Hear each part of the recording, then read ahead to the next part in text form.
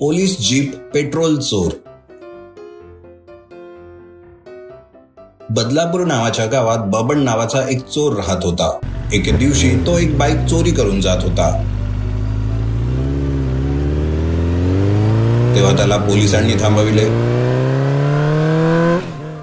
तेव्हा बबनला SI, hello sir, गाडीची कागद बाहेर काढा, मला चेक करायचे आहे. सर, काय झाले? नवीन ट्रान्सफर झाली आहे वाटते. कुणाची गाडी थांबवत आहात माहित आहे का तुम्हाला? होम मिनिस्टर माझा खास मित्र आहे. अच्छा, असं आहे का होम मिनिस्टरच्या मित्रा? बापरे, मला तर खूप भीती वाटली. एकदा फोन लावच. सर, विनोद करतोय का मी? खरोखर फोन लावीन ना तर तुम्ही अडकून पडाल. विचार करा. अरे चोरा, तुझे नाव बबन आहे आणि तू जी गाडी चोरली आहेस ना ती आमच्या एका पोलिसाची आहे. तेव्हा सगळे पोलीस येऊन त्याला मारू लागले. दुसऱ्या दिवशी बबनला एसआय, अरे होम मिनिस्टरच्या मित्रा, काय झाले? तुझा जामीन द्यायला कुणीच कसे नाही आले? चोरासाठी येणारे कोण? असे म्हणाला. तेव्हा बबनचा मित्र सूर्या आला. तेव्हा एसआयला सूर्या, नमस्कार सर, मी या चोराचा मित्र आहे हे सांगायला सुद्धा मला लाज वाटत आहे. लहानपणापासून आम्ही एकत्र वाढलोत. ही याची शेवटची चूक आहे असे समजून सोडून द्या सर. पुन्हा हा असं नाही करणार. मूर्ख आहे हा. याच्याजवळ स्वतःची सोडून जर तुझी पण बाईक मिळाली ना तर मी याला अटक करणार, समजले का? ठीक आहे सर, मी याला समजावून सांगतो. धन्यवाद. अरे सूर्या, मला मूर्ख म्हणण्याची तुझी हिंमत कशी झाली रे? जीवन जगण्यासाठी चोरीसारखा सोपा मार्ग कुठलाच नाही हे सांगणाऱ्या आपल्या गुरुलाच तू शिवी देतोस. अरे तू फक्त मला सल्ला दिलास. तू स्वतःला गुरु नको समजूस. आतापर्यंत 55 चोऱ्या केल्यात मी आणि सर्वच्या सर्व यशस्वी. परंतु तू प्रत्येक वेळेस पकडला जातोस. लक्षात ठेव, यानंतर जर तू पकडला गेलास तर सोडविण्यासाठी मी नाही येणार. ठीक आहे, जास्त नको बोलूस. यावेळेस मी पूर्ण प्रयत्न करणार. बरं मला एक सांग, मला सोडवण्यासाठी तुझ्याकडे पैसे कुठून आलेत?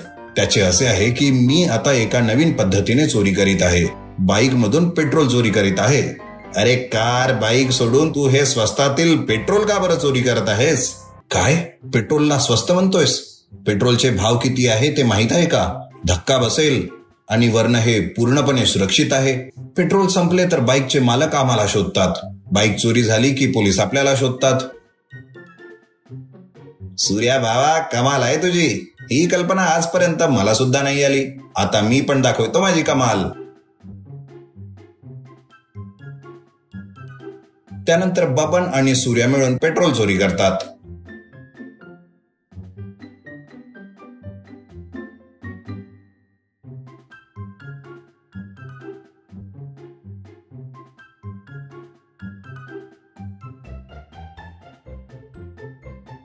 जीवनाचे आनंद घेतात.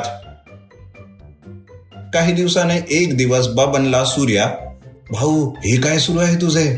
कल्पना देऊन सुद्धा माझ्यासोबत चोरी करीत आहेस. माझ्या मेहनतीवर मौज मारित आहेस. हे काही ठीक नाही. तू तुझी चोरी करू शकतोस ना? नाही रे, मी एक चांगली शुभ वेळ शोधत आहो.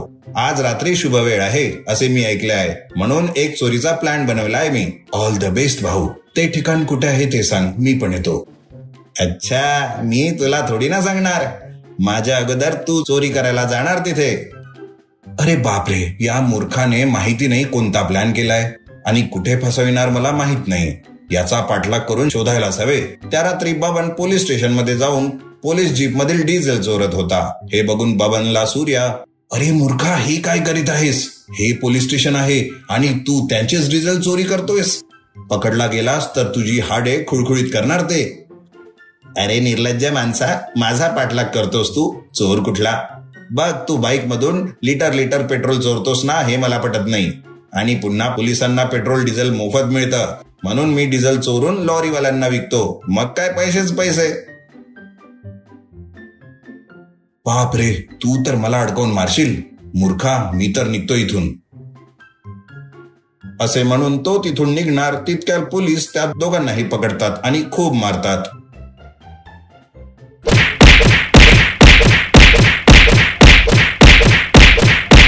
आणि जेलमध्ये टाकून देतात. आता जेलमध्ये बबनला सूर्या, अरे मूर्खा, तुझ्यामुळे मला आज मार खावे लागले. आज मला कळले की तू मूर्खाचा ब्रँड अँबॅसेडर आहेस. हरामखोर. असे म्हणून त्याने खेद व्यक्त केला.